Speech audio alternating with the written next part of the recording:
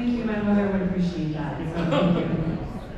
Many of you, I said earlier, as my mom said, I'd be a failure if there was only 5. So I appreciate that there's 6 or more people in the room.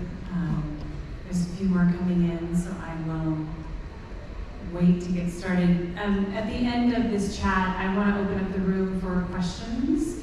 So if you in this process have a question or you came in with a question, make sure that you hold that tight until we are, I don't want to say they're running it, but they're not. I think somebody went, no, they got walked online. Okay, not awkward. Let me start by just saying it has been such a joy to be here. Bill, it has been such a joy to be here. We really came in not knowing what to expect and didn't come in really with even very many expectations, but it has been so wonderful to connect with all of you. It has been a blast, and for those of you that I've had the opportunity to connect with and chat with and talk about your enthusiasm about safety guards, I'm just grateful. Obviously, I'm passionate about it, maybe in a slightly different way than some of you, but it has been so great. And it's Kyle, right? It's Kyle. Can I talk about it for a second? This is Kyle. Say hello to everybody. Hi, Kyle. Kyle is a young aviation enthusiast who showed guests. Sorry, I'm embarrassing you. I know I have a 15-year-old and a 10-year-old, so I know that look. It's like, we're excited that you're excited. And this room is full of people who love aviation. And it's full of people who have made massive impacts and differences in aviation. So you're carrying a great torch, and he has a room in his house that he needs to show you a video of. So if you have a chance, if that's okay, come and chat with him after this, because there's a room in his house that is probably most of your Disneylands. So come chat with Kyle. Okay, so get your questions ready. Again, my name is Trisha Ferguson, and I am the CEO of the Interaction Group, which is what we are known as of now. Previously known as Interaction Research Corporation. Many of you see that copyright on the bottom of the passenger safety briefing cards that you collect. How many of you, I'll ask this question, how many of you are not safety card collectors in the room? There's no shame. I'm not technically a collector. Well, we will not judge one another. The rest of you might be judging them, but we love you anyway. I just wanted to know kind of where we were at, but the Interaction Group has a really incredible history in aviation. I've been blessed to be a part of kind of maybe the second half of it. I want to start by talking about the first half and who we are, but again, get your questions ready. Cool? So I'm Trisha Ferguson. Again, thank you, Bill, for having us. Thank you for all of you that I have connected with. This is Beth Gordon. She is my operations director, and she's pretty much my boss. So if you want to know anything, she's the gal to talk to. She's the reason I'm here. She's the reason we're doing some collection boxes. So thank you later. So we are the leading global designer and manufacturer of passenger safety briefing cards. Our partnerships over the 50+ years have included carriers, manufacturers from every continent and most countries across the globe. Our designs can be seen on all types of aircraft, from piston helicopters to A380 aircraft, privately owned aircraft, business jets, corporate carriers, manufacturers, regional airlines, commercial carriers, etc., etc. Some of the names, I'm going to just spout off some names of carriers that we have partnered with that have a lot of love attached to them. Braniff, Pan Am, Western, American Airlines, Boeing, Embraer, Lufthansa, TWA, Southwest, China Airlines, Qantas, Airbus, Middle East Airlines, Royal Air Morocco, Ansett Australia, MGM Grand, El Al, JetBlue, Gulfstream, Air Canada, WestJet, Continental, Eastern Airlines, People Express. I hear a lot about People Express. Most recently, all of the new U.S. commercial startups, Breeze Airways, Northern Pacific, Avelo, some that didn't make it, like Airline, et cetera, have all been a part of our most recent journey with some U.S. commercial startups. Private aircraft for the Shah of Iran, most U.S. presidential campaigns, pretty much for every election since 1970. Led Zeppelin's private aircraft, U2. Harry Styles, which made me cool in the eyes of my 15-year-old, that we were like 26 degrees of separation between he and I, but I still earned some credit. Frank Sinatra's private plane, the first BBJ. I'm gonna talk a lot about some data and history, and that's just some that I was like, that I thought were interesting. We've done thousands of safety cars, thousands. I would say probably somewhere around 7,000 designs for different carriers in the last 50 plus years. A couple of really unique, weird things that we have done is we have been involved in numerous Hollywood movies where we have custom designed safety cards for scenes in those movies. Movies such as The Bourne Ultimatum, A View from the Top, Passengers. We were involved somewhat with Fight Club, although we didn't use our designs in that for very rational reasons. And hundreds, thousands more. So you ready? Going on a little safety car journey? All right, let's do it. So prior to the 1960s, the safety cards, even the small amount that existed, were not regulated by government agencies. It was really left in the hands of the carrier about how much information they wanted to give to their passengers. So they were not really technically required or regulated. Most of them were, all of them were inefficient and unsuccessful. When I say inefficient and unsuccessful, I'm not talking about, did they fit in the seat pocket? I'm not talking about were they cool to look at. I'm talking at it from a perspective of, did the passengers understand the information? And at that time, they didn't. Passengers were given very little information that would empower them to survive an accident. When limited safety cards existed were often multi-page booklets full of text. Some of you have those, yes? Some of you love those, yes? Okay, just saying. That text included terminology that's unfamiliar to the average passenger. Those of us in the aviation industry, we understand terms, even at that time, like oxygen deployment. Seems like a very familiar term to most people now, because the people fly much more than they did back in the 50s and 60s. They didn't understand words like oxygen deployment. They would read that, they would read about it, but they had no idea what they were reading about, right? Those booklets were often in a single language. So if you were an international individual who spoke a different language, you would be that information would not make sense to you, nor could you understand it, and all of it was above average reading levels. So countries have different average reading levels. I think in the US, I'm embarrassed to say what it is, so I won't, because there's international people in the room and you would judge us heavily. The golden age of flying was an age that was far more dangerous than it is today. In the 1950s and the 1960s, U.S. airlines experienced at least a half a dozen crashes per year, most leading to fatalities of all on board. In fact, most major airports sold flight insurance at the airport. You guys know that? In the early 1960s, two gentlemen by the name of Daniel Johnson and Bo Altman were hired by Douglas Aircraft. Douglas Aircraft, as you know, eventually became McDonnell Douglas and then Boeing. They were hired to research aircraft safety and passenger safety.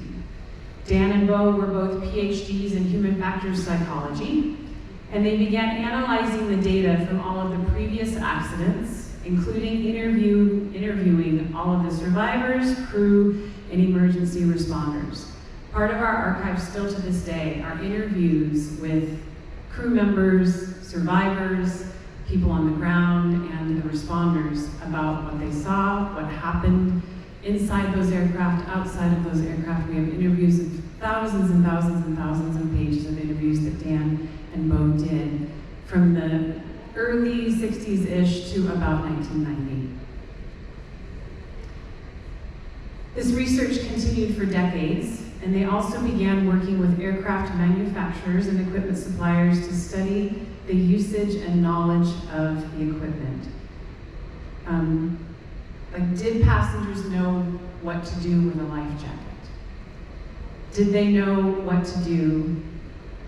When the oxygen was supplied, how would they respond? So we have data and videos from many, many, many tests that were done at Douglas Aircraft that they were doing, again, as psychologists doing data. It's really interesting to watch. Did you know that most passengers who have never seen or touched, this is still true to this day, an aviation life jacket, think that they look, feel, and operate exactly the same as a maritime jacket? Because that's what they're familiar with. Most people have put a jacket on to go over water. So when they hear life jacket, that's what they think. So they think that they know what it is already when there's huge differentials. A lot of these videos showed that passengers didn't know how to don life jackets. They had no idea what to do with the oxygen deployment. I'm sure even most to this day, if you look at a lot of the data that's come out, a lot of people think that or their reaction is just to put it over their mouth, not to put it over your nose and mouth, even though they're told that every time they fly. I judge you for not taking your earbuds out, but that's a whole thing. How much time is there when an aircraft is on fire before smoke completely engulfs the cabin? All of these questions were asked, and by the late 1960s, their research resulted in FAA regulations for such things as the 90-second evacuation rule and the redesign of oxygen equipment. It also became clear in their research that most passengers were surviving the impact of these accidents. The biggest factor in loss of life was evacuating the aircraft. Passengers didn't have the knowledge or education to help themselves, and Dan and Bo fought hard to change that. Dan and Bo began working on the elements to create effective, clear, and accessible passenger safety briefings. The safety card as we know it today was born. When you hear me say as we know it today, what I'm referring to as a almost completely illustrated, visual, symbol safety card that is not reliant on text, it's not reliant on language, it is based on symbols that can be universally, comprehensively understood by the average passenger. The following elements were determined to be an imperative part to a comprehensive safety card. The illustrations were dramatically more comprehensive than text or photos. We had some clients early on, I believe United was one of them, TWA was another, who really asked and required of us to partner with them to create cards with photos on. I saw a few of them today. Where's Ross at? Yes, I saw a few of them today. We put those through vigorous testing, and photographs are understood they're much less understood than illustrations. Font styles and sizes are important. The layout and location of the information on the card determines the understandability. Of course, the size of the illustrations, the accessibility of the card, the human form shows higher levels of comprehension than a character or symbol. These are all things that took years and years and years of data and studying to discover. Armed with this knowledge, Dan and Bo started Interaction Research Corporation in a garage in Long Beach, California in the, I think right around 67. Both Dan and Bo are still with us. They're still alive. They are in their 80s, and they are still doing some amazing things. We finally incorporated the company in 1971. The company values that were started that day are still our standard. Every single illustration and sequence is tested for comprehension. If it's not understood by 90% or more of those tested, the designers update and revise it until it does. A few of the very first clients of the Interaction Research Corporation were Pan Am, Western, Braniff, and Eastern. That's a good combo. In 1973, the company took passenger safety to an additional step and created the very first passenger safety briefing video ever created for Chrysler Corporation. This is a little bit of a clip from it. We still have this in all of our archives and have numerous passenger safety briefing videos and cards, thousands and thousands and thousands. Not as many as Thomas, but who does?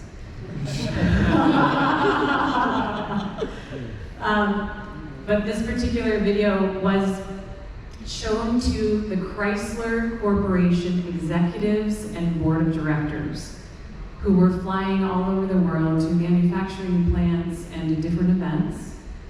And it was decided that they wanted their executives to be educated on what to do in an accident and or incident. And so this was the first video, a portion of it. We have it on film reel. We did many, many videos after this for carriers such as Egypt Air, Gulf Air, Ethiopian Airlines, etc., etc.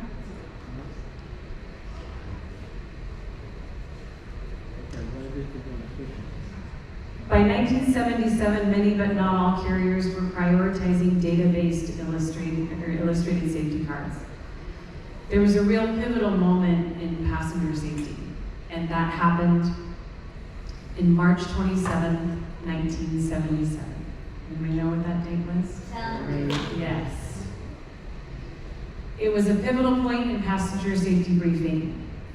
At that time, not all carriers were really prioritizing effective passenger safety briefing cards. The Tenerife airport disaster occurred again March 27, 1977, when two Boeing 747 jets collided on the runway on the Spanish island of Tenerife. You guys probably know most of this story. The collision occurred when KLM Flight 4805 initiated its takeoff, while Pan Am Flight 1736 was still on the runway. The impact and resulting fire killed everyone on board KLM and most of the occupants of Pan Am 1736. There were 61 survivors. They were in the front section of the aircraft. There were 583 fatalities. After the accident, all 61 survivors were interviewed about the accident, and they all credited our passenger safety briefing cards as being the reason they knew how to operate the exits themselves. That was a real pivotal moment in passenger aviation safety. It was genuine data that spoke to the value of educating people. In 1978, Dan and Bo, oh, those were the 70s, look at that style. In 1978, Dan and Bo took this information before Congress, the US Congress, to fight for passenger rights and education. They were invited by a US representative and also a senator to come and speak on this. They brought data and information and were interviewed. This congressional hearing resulted in many of the federal regulations around passenger safety as we know them today. Okay, so that's all of the data of kind of how we came about and how we study, test, and based our values of the company. Let's talk a little bit about card creation. Every single illustrated frame on every sequence, this is how they were made way back in the day. Some of the young people in the room won't even understand some of this terminology.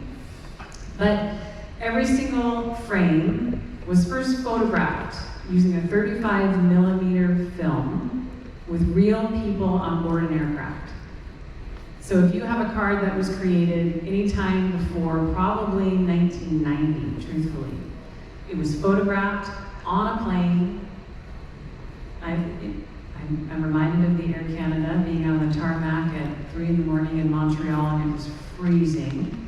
And we're photographing, I think it was the CRJ at the time, and once they were photographed, once the film was developed, which took a while. You guys remember, this is not how we developed them, but do you guys remember like those drive-through film, now like coffee shops and drive-through, those used to be like film drop-offs, remember those? Photo, yes! Right. I'm only 28, I don't know what you're talking about. Okay. After the film was developed, an artist would use the image and they would hand draw with pencil on vellum paper every single frame, every single face, and every single angle would be hand drawn by illustrators. The process to create a single illustration would take weeks. The first safety card in the 1960s took months to illustrate piece by piece to get an entire card. By the late 70s, it brought about additional industry partnerships for the Interaction Group in rail, maritime, and passenger transport industries. So we as a company have also worked with many other transportation industries and companies, same process. Ready for the 80s? 80s were the jam. The 1980s expanded Interaction's partnership across the globe. Most correspondence were done at that time via telephone and facsimile. We still have a fax machine in my office. Does anybody else have a fax machine? Okay. The company moved in the 80s from Southern California to Olympia, Washington, which is about an hour south, 45 minutes south of Boeing Field. In the 1980s, there was also a leadership change for Interaction as Bo Altman left the company to focus on more maritime projects and the business jet side of aviation. Nobody's looking at you coming in the room, it's fine. I'm just kidding. Dan Johnson continued to partner with global aviation community leaders. His work resulted in numerous regulations that have been implemented across the globe. He was the original sponsor of the SAE ARP 1384 for any of you data geeks, which is the document that's been used as the base for the U.S. Department of Transportation AC 12124D, which is what tells every carrier what has to be on the safety card. In 1984, we partnered with the National School for the Blind to create the first ever Braille card for blind passengers and large image cards for sight-impaired passengers. At that time, if any of you went through the book at the table, you would see a tactile map of an aircraft. At that time, tactile maps would go along with the Braille cards so that the blind individual could get a feel for where their seat was on board the aircraft and how much room there was behind them, in front of them. Interactions carriers now, in this day and age, in the 80s, at this point now represented every continent in the world. Our phone bill was our highest expenditure. I literally had a staff member not that long ago. He's very young. He works in my production department, and he looked at we have code numbers on every single one of our cards, and we had an 800 number. It was an old card because we used to have an 800 number, and he goes, "What area code is 800?" And I said, "Excuse me, what?" I said, "It's an 800 number." And he said, "What's an 800 number?" And I was like, "Oh, yes, yeah."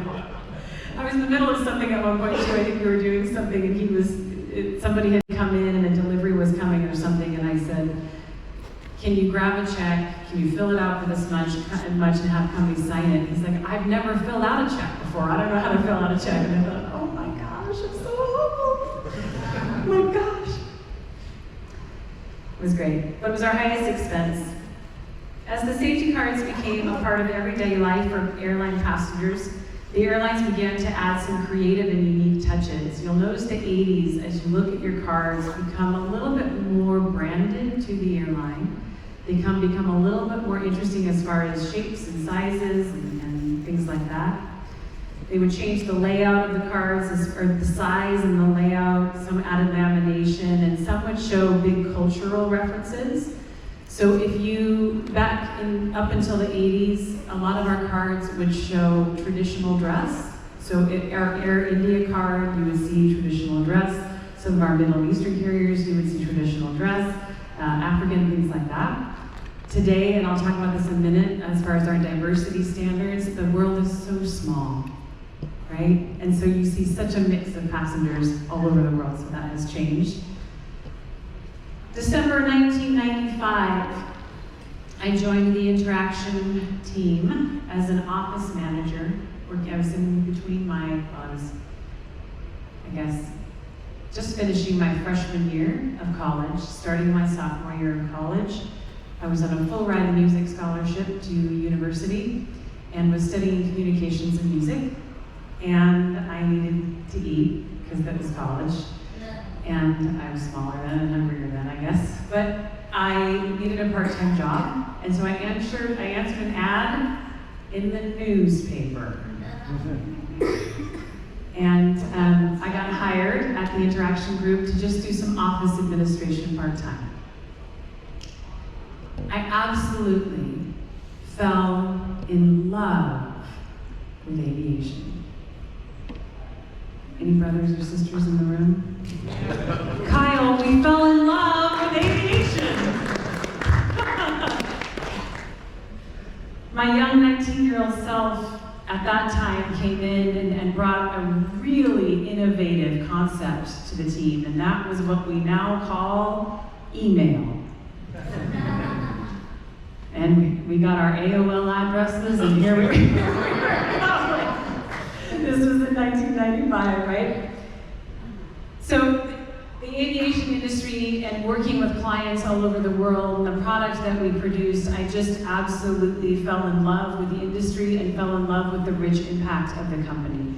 I changed my major, changed it from communications to international business for my undergraduate degree. I went on to earn my master's degree in, what else? Human factors, psychology, and ergonomics.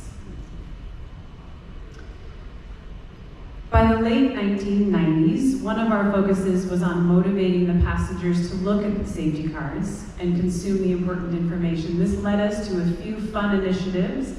I've had some questions about this week. One of them was our character cards. Does anybody know what I'm talking about when I say that? So we had a carrier, Sun Country Airlines at that time, that was struggling with what every carrier still struggles with, was to get the passengers to actually pick it up and look at it.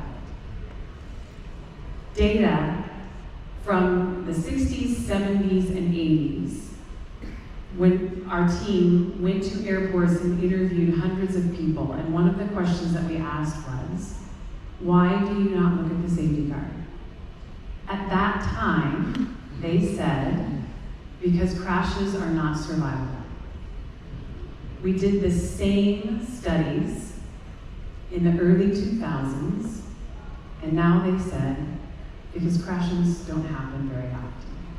So it was a really interesting shift that speaks to the aviation shift, right? We call this our character cards. Sun Country Airlines had a program on board their plane where they said, if you can point out to our crew all 5 of the characters on the safety card, we will give you a prize. So it was their way of getting their passengers educated by playing a game and doing something fun. And so you will find some cards that have Einstein. We were given permission to use Einstein on our cards, a jockey, a ballerina, a top hat gentleman. Sometimes people call him Willy Wonka, I've heard. There was a construction worker. Anyway, it was a fun little initiative. For me, there was a pivotal moment in 1998, I believe. It was a long time ago. But in 1998, I was waking up to go to work that morning, and I turned my television on it was one of the morning shows here in the States, and they were interviewing people who had just survived the Ethiopian Airlines hijacking. And I'm sitting there, and I'm getting dressed, and I'm getting on my way to work. I'll never forget this moment. And there was somebody being interviewed, and they said, the only reason I survived is because I knew I wasn't supposed to inflate my life jacket until I got outside the aircraft. And the only reason I knew that was because I read the safety card. And it was in that moment when for me I said, I'm gonna do this, I love it, and I'm going to somehow carry this forward. So that was a big pivotal moment for me. I looked at Dan Johnson at that time, who was in his 60s, and I said, hey, this is, sometimes it's good to be young and kind of naive and kind of ballsy, right? And I said, hey, what do you think about me taking ownership of this someday? And for the most part, I was running the company day to day and in love with the clients, and he said, I think that would be great. So I worked my way through. By 1999, I was the VP of the company. And on June 21st, last Wednesday, at the age of 25 in 2001, I took ownership over from Dan Johnson, which was so crazy when I think about that. Some of the highlights that we've done since taking ownership. At the very same time I took ownership, that next year in 2002, we also onboarded our own commercial printing company. So our biggest cost at the time was printing. We were doing all of the design, all of the layout, all of the testing and the studies for all of that. And we would outsource the printing and then ship to the client. But we were running into issues with meeting timelines, right? You gotta get a plane in the air. If you can't get a plane in the air, you're not good support. So I was like, hey, how about we do our own printing company? Again, this all sounds so crazy because I was just a kid. But not. So we added our own commercial printing company. In the last 22 years, our sales and partnerships have tripled, which is amazing. I continue to be the sponsor and the writer of the SAE ARP 1384. I'm still very much involved in what's going on in the industry.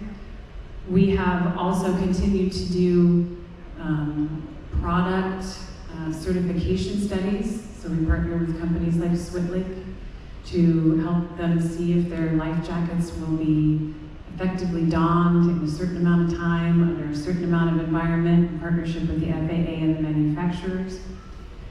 We never stray very far from our great love, which is aviation, but we do partner with large security firms to educate and advise in large building egress plans and safety procedures. Biotech is an industry we have been doing a lot of instructional designs for, which is super fun. A few of our current initiatives and focuses we have, and you will see this in the next decade, you will see these kinds of swings in your passenger safety briefing cards. You're going to see a lot more sustainable materials, which is amazing. You're going to see lots of things that are like polys, and there's a really crazy new product. It's paper made out of stone, which is really interesting. So a lot more sustainable materials. We've always had a diversity standard at Interaction. You will see, even in many of our original illustrations, there is varied skin tones.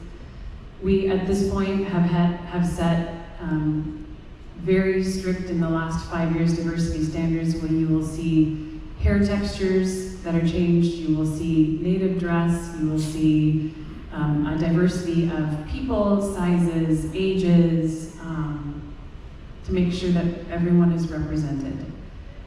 We do that, number one, because it's the right thing to do. We also do that because data shows if people see themselves at all in the illustration, they will understand the information more. Right? You will also see more carriers doing their own branding, whether that be on the cover. Right now we used to have one design style to choose from. Now we have 4 to 5 that a company can come and say, that one fits our branding the best. Some of the great companies that are branding really well, I'll just kind of throw out JetBlue. So JetBlue actually has, I think, 16 or 17 separate versions of their safety cards. Anybody know the reason why? Beth, you didn't even raise your hand. You're right, final assembly.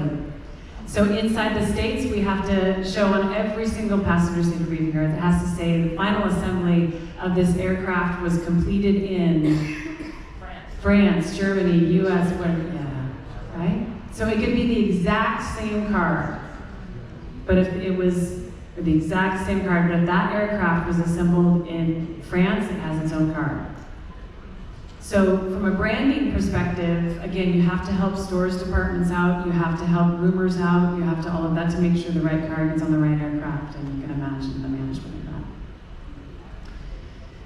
So, I probably gave you some information that was interesting and some that was not interesting. I'm not 100% sure what you guys are all curious about. So if I can answer any questions for you, I would love to answer that. I also wanted to remind all of you, I know during COVID, we were getting additional equipment in our warehouse, our print warehouse. So I was moving some things around and started recycling some of our archives. What? This wonderful young woman looked at me and said, "What are you doing? We get requests for this multiple times a week. You would make some people really happy." So I was like, "You're right." So we moved at work. We've been going through our archives the last couple of years. We've done a couple of test things with a few of you collectors trying to get some feedback, and one of our difficulties is I just don't have a staff and team. When you collectors and enthusiasts call and say, "Can I have this card, and can you send me that card?" It's difficult for us to go through our archives, pick one or two, send it out to you. And so that's why we created, starting September 1st, we're gonna do 4 of them. Once a quarter. We'll send you a collector's box. It will be random pulls from our archives. We will include some hand illustrations in there. We will include some, really cool visuals and things that are in our archives. So if you want to sign up for that. She's a million times smarter than I am. So check. I'm good.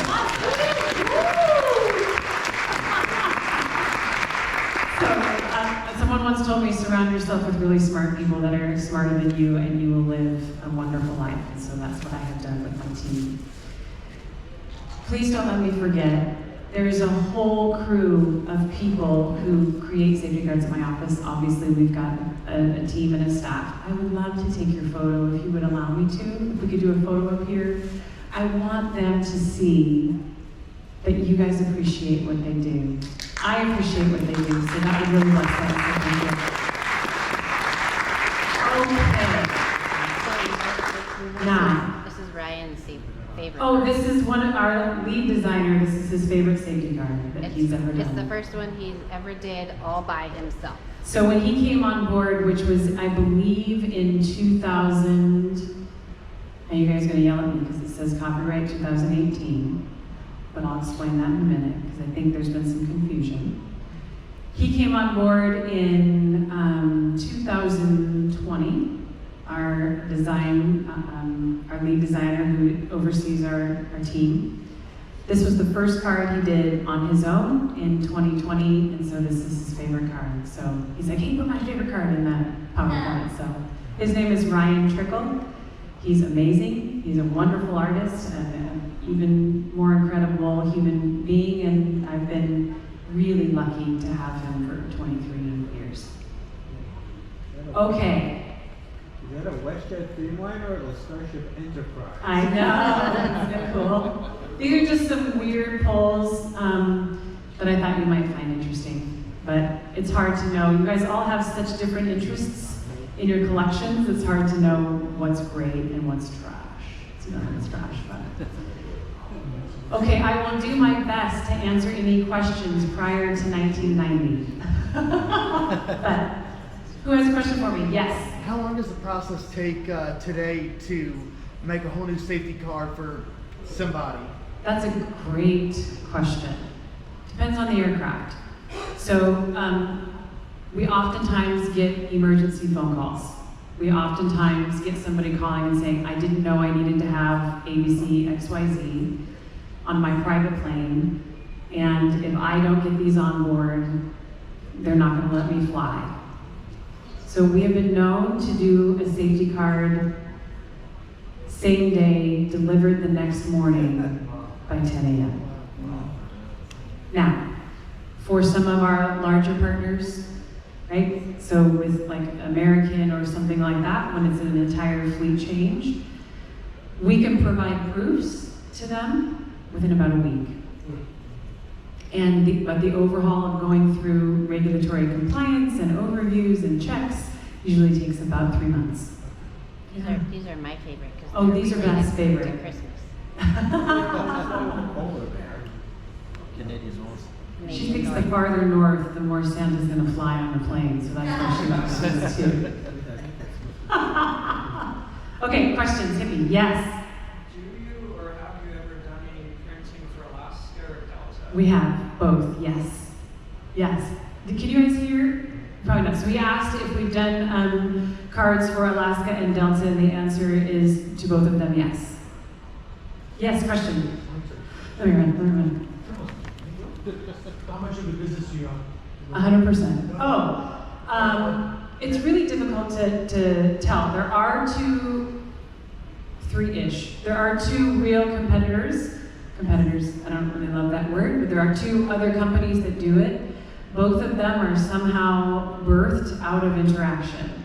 So Safe Air Safety Art was, when Bo Altman transitioned, he started focusing on maritime and the business aviation side. So that was a company that he started and now has different ownership. He has since retired. And so they own a portion of the market. There's another company by the name of Aero Safety Graphics, as you all know. And he was one of the original artists at Interaction. And it was long before me. I don't really know what happened. It's not really my business at this point. And he started a company, I think maybe in the early 80s. And then there's us. From what I can see out there, I would say we own maybe, and then there are some carriers that do them themselves in-house. They have their own design teams that strategize that and work on that. So if you take those who outsource their cards, I think we're at about 65-ish% would be my guess. Yeah. Did you have a question? Yeah. So why do people respond better to the sketches versus an actual image or picture of someone evacuating the plane? Yeah, great question. So what we have found, two things. Oh, that's great. With illustrations, they're flat. And the flat image often depicts things clearer than a photograph. So, and with a photograph, it's difficult to zoom in on an action and show a step.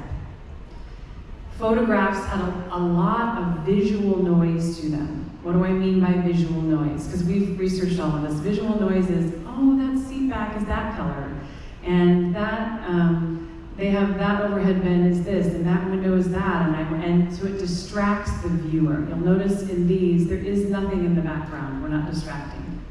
The other thing is there's a lot of textures in photos, and those textures are distracting. There are some safety car manufacturers that have a lot of textures to their designs, but when you increase texture, you decrease comprehension. The other is, again with the photographs, people see a person, they don't see themselves. So that when you see somebody, you personalize the information less. That's like psych, beyond psychic, right? But that's why. Great question. Yes? Yeah, I have a couple of questions. You got it. First, it's kind of a statistical question, but since you've been in the safety car business like 50 plus years, is there like an approximate amount of like how many aircraft types you've created cards for?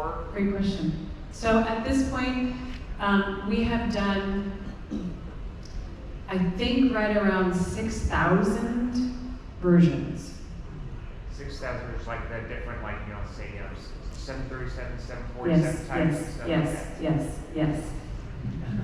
And the other question is kind of like a fun question. I know that it's mentioned like the cards being customized. Can anyone, like an airline enthusiast, for example, just come visit your website and say, hey, could you like make me like a customized version of Or like card? A young kid on a CRJ Air Canada in the middle of Montreal being photographed and living my greatest safety card moment that you'll see on, yes. We can't accommodate all of those requests, but most of our staff, if you've been there more than a decade, you're on a card. Oh, yeah. Or your likeness is I on was a just wondering if card. you ever had like any such requests, like Yes, say we have. unique, Yes, like, we have. Yeah. In the middle of COVID, obviously the majority of our partners are in-flight departments, crew members, and it was such a difficult time for everyone, right? I heard someone say, if you live through COVID, you have survived trauma, right? Just the experience as a whole. But the in-flight departments, my heart just went out to so many of our partners, and so we actually made a bunch of them t-shirts, just as a way to like make them smile with the brace position and just that type of thing. But yes, there are many likenesses.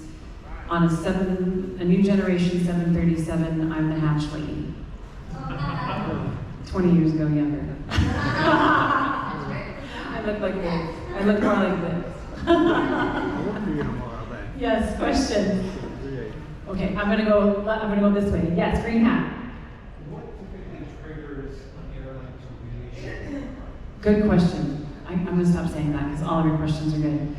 His question was, what triggers an airline to do a revision? It could be any number of things. It could be that the regulatory compliance people saw that there was information on the card that was incorrect. Maybe they gave us, a wrong life jacket type or something like that. It might be that the airline itself notices that there's an error, or they're getting new equipment on board. They're getting new types of life jackets. Maybe there's a regulatory compliance change. The brace position. Cami did a bunch of research about brace positions a few years ago and took that information to the Department of Transportation, which then changed the requirement for what the correct brace position is. All airlines were required to change that on their safety cards. It could be they're doing a branding refresh. It could, it's any number of things. But so you will find, we have a master code book. So every code of card that we've done, they started keeping track of codes. I gotta figure out exactly what year it was. I want to say late 70s. 77. And 77, did somebody say that? Jan knows that birthday. The voice for beyond. So great. Because I emailed it to you today. I should not have said that out loud, but I did. Every code number, it says why the code number was changed. So you'll see many cards that are identical in your eyes that have one tiny little change. Yes. Okay, I'm moving this direction. Oh, nice. Nice. That was it, right? Good talking to you. See you later. Yeah, question.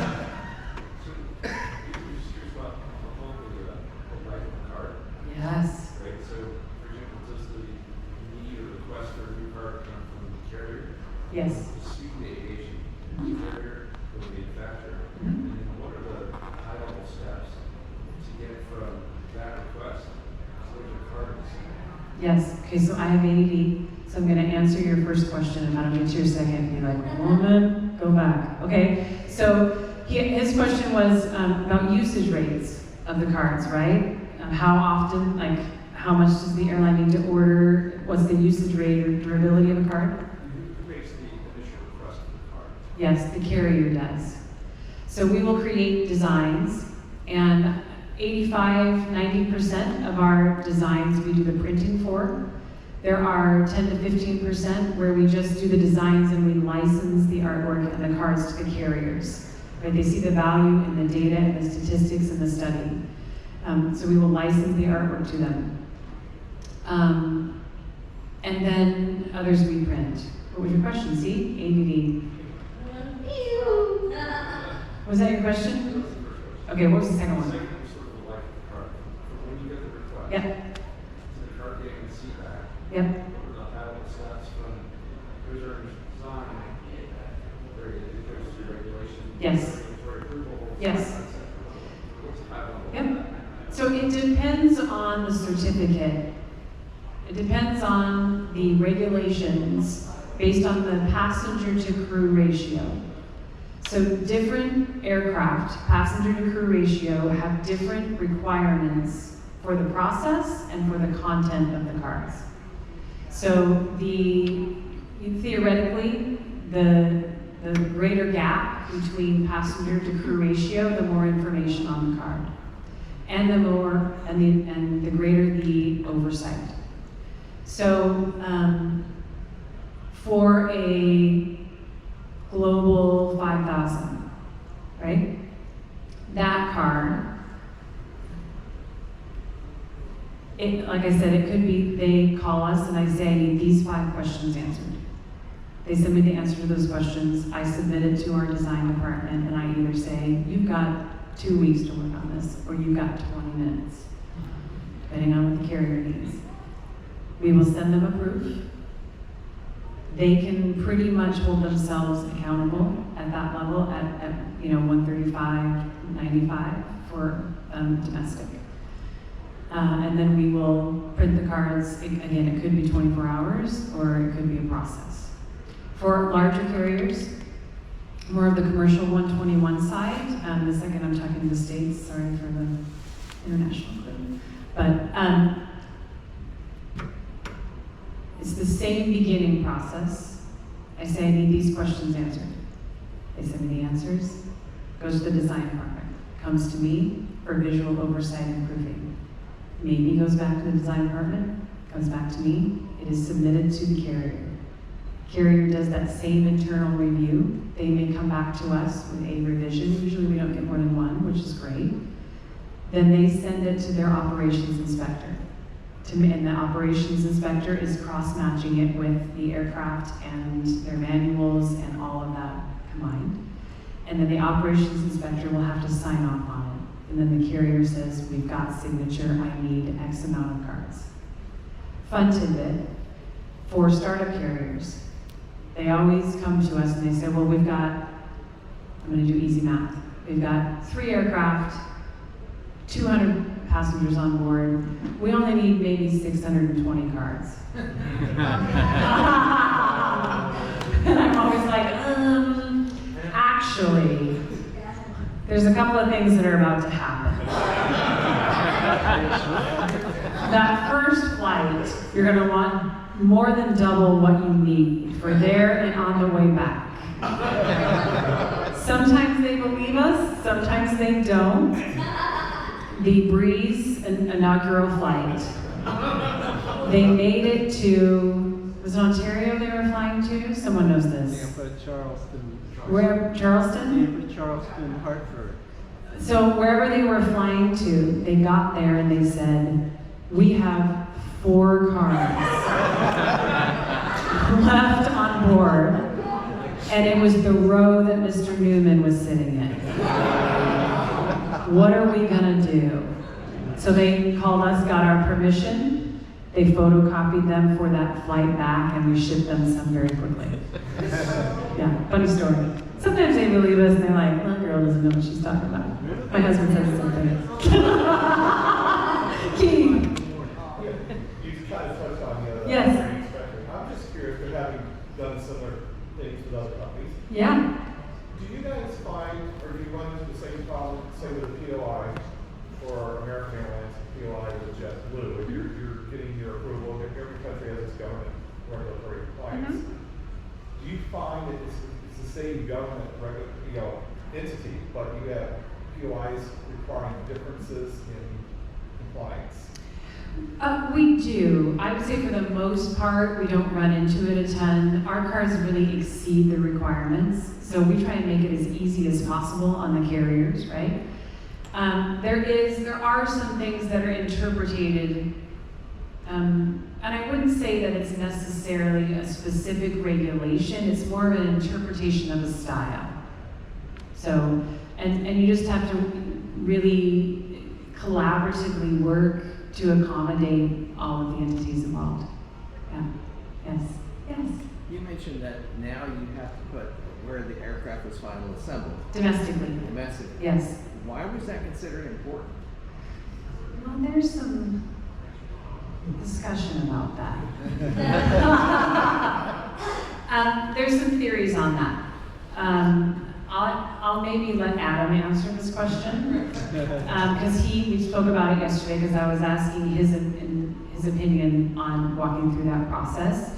I think it was really probably a political thing, truthfully, for a couple of reasons. Made in America, it was not that long after 9/11. Those are just my total theories. But Adam can answer that better than I can. You want the mic? No, I think I'm probably not. I mean, it really, it came out of professional action. Yeah. I mean, to Trisha's point, it was, there was politics behind it. It didn't bring a safety component to the card, and it was imposed, it was in 2000, compliant was in 2005. The process were started, to comply yeah, in with it. 2002. So that drove revisions or a sticker for a smaller carrier, and a US operator. Interesting tidbit in Canada, rail cards are required on board every aircraft domestically, and in most other countries they're not. And in Canada, it's required to be bilingual too. Yes, yes, they're much smarter than we are out there. Yes. Question in the back. Did you ever encounter any pushback or difficulty with cards from airlines in Islamic countries who might have had an objection to having Hindu figures in art? Yes. I think I honestly, not so much anymore, but in general, I was a female in the 90s and very young. And that was not always accepted, even domestically. It's interesting, and to your point, we did, and we have, we try to accommodate cultural preferences as much as possible, right, to honor culture. We do a ton of business in the Middle East, we do quite a bit in Africa, and so that journey has been interesting, going from being a young woman, and almost always, until probably 2012, 2015, the only girl in the room. And I say girl, and this is a room of gentlemen, who I'm sure are amazing gentlemen, and it's awesome. But for a female, it was a really male-dominated industry for decades. And so that journey with some of the cultural differences has been a really interesting dynamic to navigate. I still have 2 clients that refer to me as sir. Not offended. And it's been a really beautiful journey to see it become much more diverse in all ways. In all ways. It's been great. Yes? My question was, I made a very interesting point about how representation of women. Yes. But I also was under the impression that for some very conservative Muslim sects, seeing any animal or human figure in art is in front to call out, and they wouldn't have had trouble with Yes. representations at all. You are 100% accurate. Yes. And it's interesting, the artwork, if you look at it, it really follows so much of the cultural times and growth, right? So if you look at a lot of the 60s and 70s artwork, all of the females are wearing short skirts and are wearing, we have some crazy short skirts, halter top dresses. It's just really strange to me as maybe coming in a different era. But it really does follow that, the sign of the times. And we have had clients in many, many countries who have asked for only male figure. Yes. Yep. Yes. Is there a future beyond cards, right? Everything is now moving to technology, iPads, et cetera, What is the future of safety cards? There is a future to supplement passenger safety briefing that I'm not ready to share. But yes. But ultimately, cards are super important because when you think about loss of power, when you think about loss of access to technological equipment, when you need it in that moment, and you need it quick. Yeah. Thank you. Yes. Woo. I saw the light for a second, but I'm back. Some of the carriers, fortunately very few of them, have tried to mess with us a little bit, collectors, by gluing or sticking the cards to the seat back. Yes, yes, yeah. Fortunately, we've Of course. always managed to get even some. The sticky ones too? Yes. Oh my God. Now, okay, so my question is that something that we can maybe expect in the future that more and more carriers are gonna do it? I don't hear a lot of requests for it, and I don't see a lot of the changes. I think over the last 15 years, there's maybe been a handful of carriers that have moved in that direction. I think that probably replacing seats and damaged seats and tray tables and things like that is a little bit more costly than replacing cards. I don't know enough about the internal conversations that are happening, but I don't know. Yeah, I haven't seen a lot of requests or a transition. A lot of nervous passengers just keep like, getting rid of it and scratching them off the seats. Gotta be on a long flight for that one. Yes. One other quick question. Yeah. If you have to make a minor change, Yeah. can you just print a sticker and put on it, or it has to be a full printed card? Can you is like a fight between the word should and shall and regulation, right? There is that like, should you, shall you? Which one is like more of a directive and what is a suggestion? In my experience, if you are in an emergency, an inspector will allow you to put a sticker on a card for a certain amount of time until you can get the reprint done and on board. That's my experience. Yes?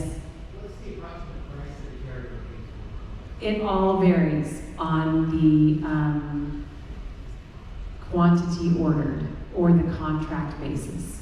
So it depends on if it's a Learjet or if it's a helicopter. They're much more expensive because you do a bulk of the work is in the design and the layout. Right? Your major carrier. I'm not at liberty to share that. They're real cheap. They're not paid for their value. I'm kidding. Yes. Oh, okay. I'm gonna 2 more questions. I'll take 2 more questions and then we're out. You already got one. Sorry. Thomas. Are you also doing safety videos? Because more carriers have safety cards, but they show the safety video. Are you also in this business? We stopped doing safety videos right around 1997. Yeah, we stopped doing that. So you did not do Delta Lita. We didn't. No, there's such creative videos out there now. Okay, last question. Bill, is there something going on in this room after us? Okay, so here's what we'll do. I'll let you ask the question, but if we could take, after this, a quick photo for my mom. She's 75, she lives in an older individual's neighborhood. This will be like, she can brag to her neighbors about her dorky kid. Okay? And then if you have questions, can we go out in the lobby? If you have questions, you want to talk about anything, Beth and I will be here and we can chat in the lobby. Last question pour vous, monsieur. Okay, ça va? All day I've been working up the courage to say something in French. So you already answered, Freddy. There's some kind of scientific way to measure the reaction of the passenger to the safety briefing, to the characters, to a safety car. Do you invest a lot of resources on researching this field? When you say response, do you mean how well they understand the content or how they feel? How do they answer and how can I say in English? Stick to the rule, understand. Yes, good. Retain. Yes, we have a separate company that tests all of our artwork and tests how humans respond to the artwork itself and the cards. Do they understand it? We ask, do they comprehend? Does it make sense? Is it attractive? Those types of things. We hire a company to do that. So it's not somebody who's employed by us. Am I answering your question accurately? Yes. Okay. It's okay. You guys, again, this has been so much fun. It's been so fun.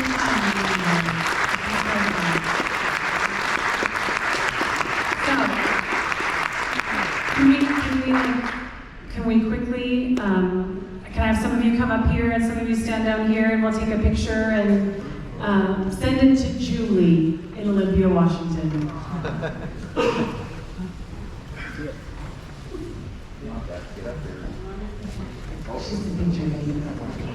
I'm going to. I want to see that airplane landing. Come on up here, that way we can, oh, this is terrible. In the middle. Yeah, I guess all the short people can go up there. Oh,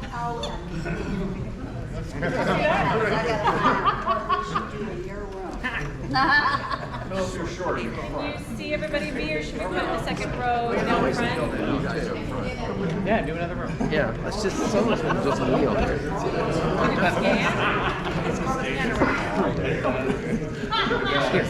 Oh, yeah. I know, that's fine. Let me be like, there we go. Ready? Okay, I'm Sure. Can I put my arms around you, please? Still for like 5-10 seconds. Say safety card. Safety cards. Safety card. Say safety. Safeties are us. Safeties are us.